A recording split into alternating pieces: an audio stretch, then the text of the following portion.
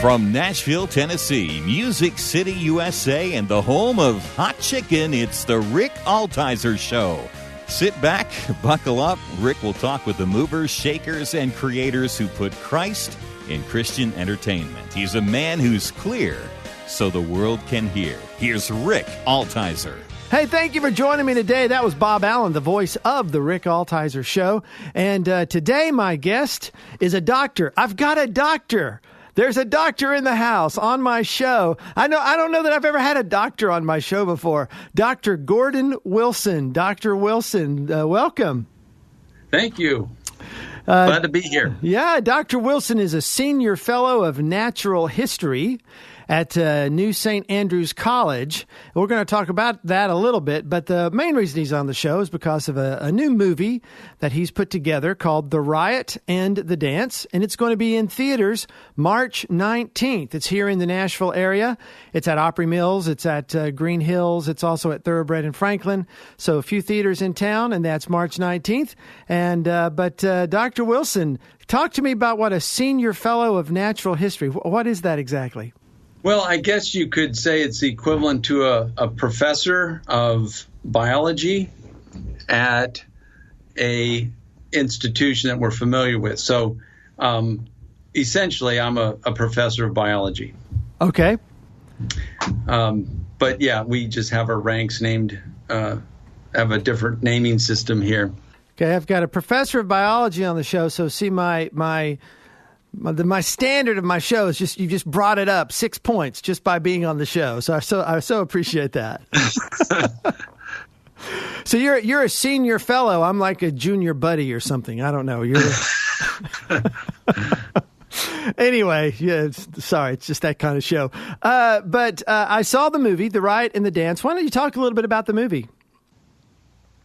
Well, as the subtitle says, it is a cinematic celebration of creation. Many shows that have come out on the Christian side of things, whether it has to do with nature or science, is more of an apologetic, trying to show and present evidence for the existence of God. And I think that's perfectly legitimate, but that's not our goal. In nature documentaries, secular nature documentaries, you'll notice that they don't try to prove evolution, they assume it. And we're doing the same thing. We are not trying to prove the existence of God, we're assuming the existence of God. His word says that he created all things. He says that it was very good at the end of the creation week.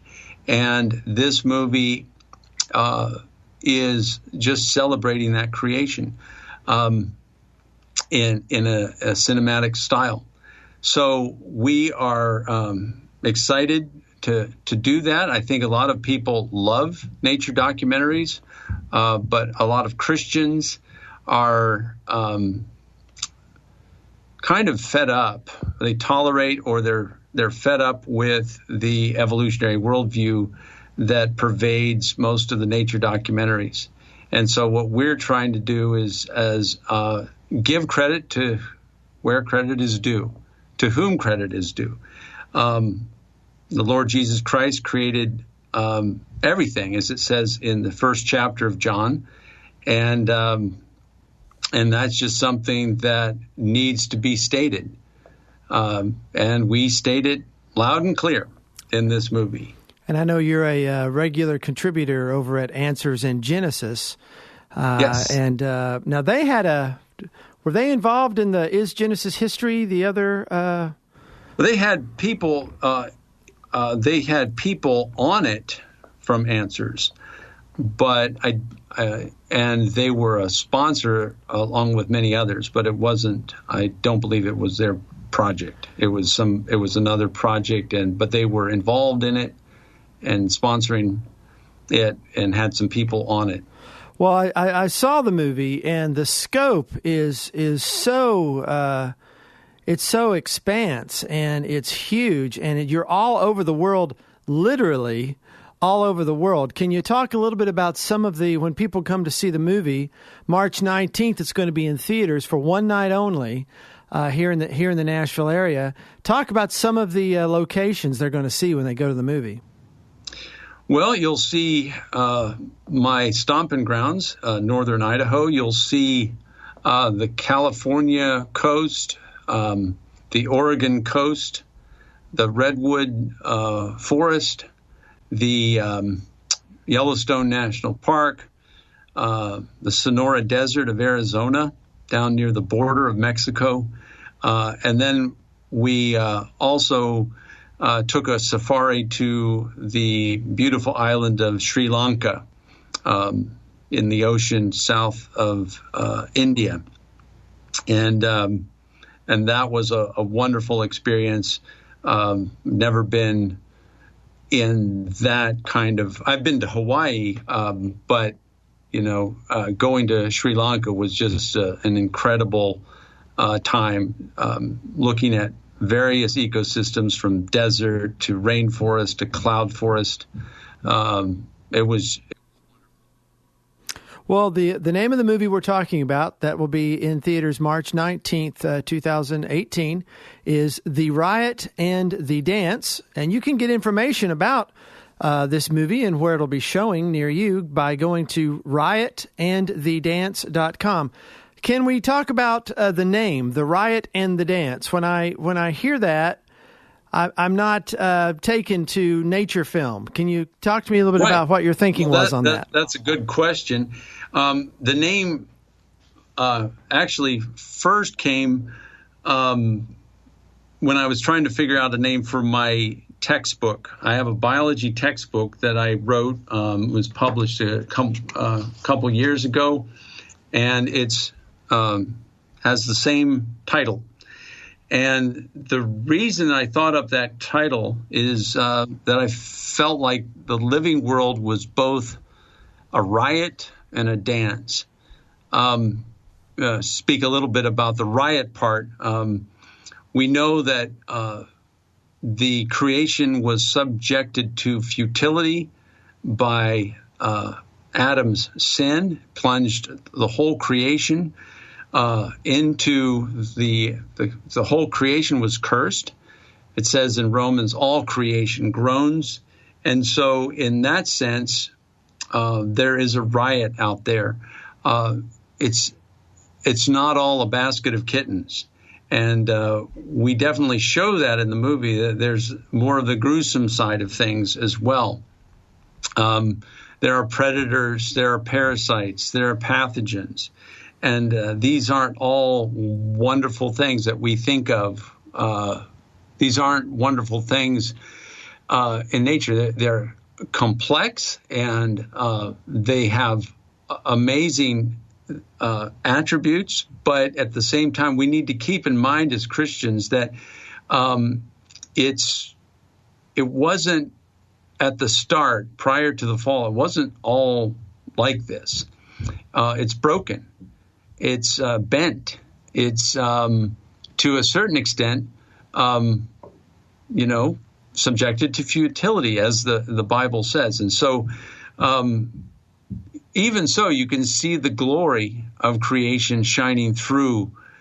Another aspect of the riot, other than just the negative side, like predator-prey relationships and things like that, that's something that we may be fascinated with. It's incredible, but at the same time, it's not the way God made the world initially. And we need to keep that in mind. But another aspect of riot is that God doesn't conform, even the good parts of creation don't conform to our tidy sensibilities. When you go out in the wilderness, plants and trees are not in rows. Animal movement is not a march. March of the Penguins, but they're not lockstep. It's not in sync. There is a chaotic aspect to nature, but at the same time, it's beautiful. So there's the riot of life, but then woven through all of this riot is a dance.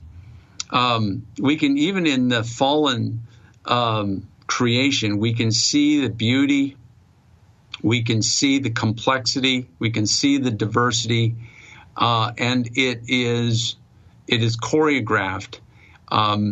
Whether you're at the ecosystem level, ecology level, there are mutualistic relationships between animals and plants and animals where both benefit from the relationship.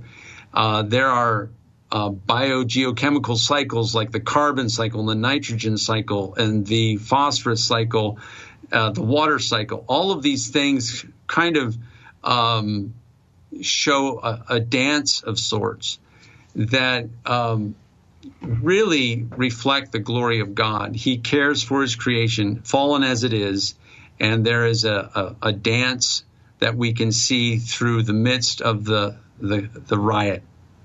Not only at the ecosystem level that there's a dance, but also at the molecular level. If we could zoom down to, the inside of a cell, even if we were in the magic school bus looking out of the windows and we could see molecules, they would be going helter-skelter. They would be bouncing around in sort of a chaotic, riotous way.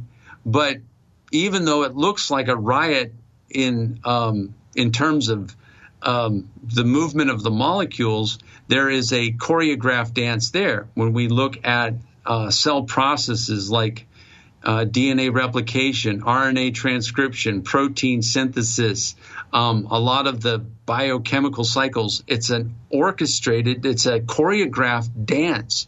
There's all this purpose. There's all this teleology. It's God, it's not completely broken.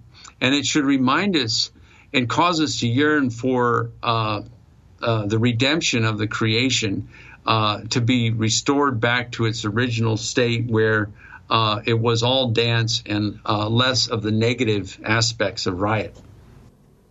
You are listening to the Rick Altizer Show on Bot Radio, 89.1 FM, 1160 AM Nashville. My guest today is Dr. Gordon Wilson, and we're talking about the new movie he's just made called The Riot and the Dance. It's going to be in theaters March 19th, and you can get information about this movie and more about it at riotandthedance.com. So, in the movie, we're looking at elephants, and we're looking at frogs, and we're looking at snakes, and you're handling a lot of the frogs and the snakes and getting the goo all over you. Did you ever get bit? Well, I got bit by a coach whip snake, but it wasn't a huge one, and it really didn't hurt. Okay, well, it would have been nice to be a little more dramatic, but so.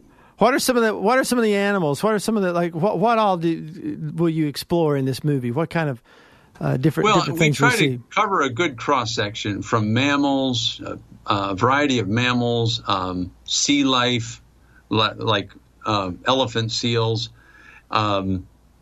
We have a number of different birds. Of course, all of it is just scratching the surface. The diversity out there is amazing. But we've got birds, we've got mammals, we've got amphibians, we've got reptiles. We even have some invertebrates. Some insects. Oh yeah, turtles. So we try to cover the gamut. We from even big to small. So elephants to tiny insects, and we so yeah. Talking about the process of making this movie, obviously there's a lot of travel involved. How long does it take to get this kind of footage? Was all this footage original footage that you took? Yeah. Well, there's a very, very short segment that was we purchased a very short segment of garter snakes, but other than that, it was our our footage. And so what is involved in that? What's involved in actually getting that footage? Well, it's getting outside with good cameramen. One, two. When we went to Sri Lanka, we had 3 cameramen, and those cameramen are always on their toes, wanting to get shots of anything that they see that's interesting. A new animal, bird, mammal, bird, reptile, doesn't matter. Just anything that they can get. And then they can go through the footage later and see what they want to put in. Now, I know they had some close-ups of like cobras and some poisonous snakes. How was that footage achieved? Well, we went to this a place in southern Sri Lanka. I forget his real name, but he's referred to as the snake doctor. And he has a number of poisonous snakes along with some non-poisonous snakes. And he lives out in the country, and he provides herbal cures, kind of a family secret for several generations of that the family's been doing these herbal cures for very deadly snake bites. Now, I don't know what the cures are. It's a secret, but apparently they work. He's been the guy, the snake doctor, has been bit several times by lethal snakes. And of course, they treat him with the family remedies, and he comes to. It's not as quick as the cures that if they get sent to the hospital with antivenom. But many rural farmers that get bit by, say, a Russell's viper, they don't have the money or the time to get to a hospital. So this is a place where a lot of the rural farmers are treated. Also, they want to they also educate the public about snake conservation at the same time treating for snake bite. So you're filming this stuff. You're there. Obviously, you're there where there's someone with. Have you got medicine with you? Are you taking precautions in case you do get bit? Because I mean, you're handling these snakes. Yeah. Well, there, we were careful, and we didn't do anything foolish. Yes, I held the cobra's tail, but that was because the business end of the cobra was facing the camera and being occupied with other things. Didn't really care that I was on the other side holding its tail. So, we were careful, and we didn't do anything foolish. Well, plus we were with the guy who had the cures, so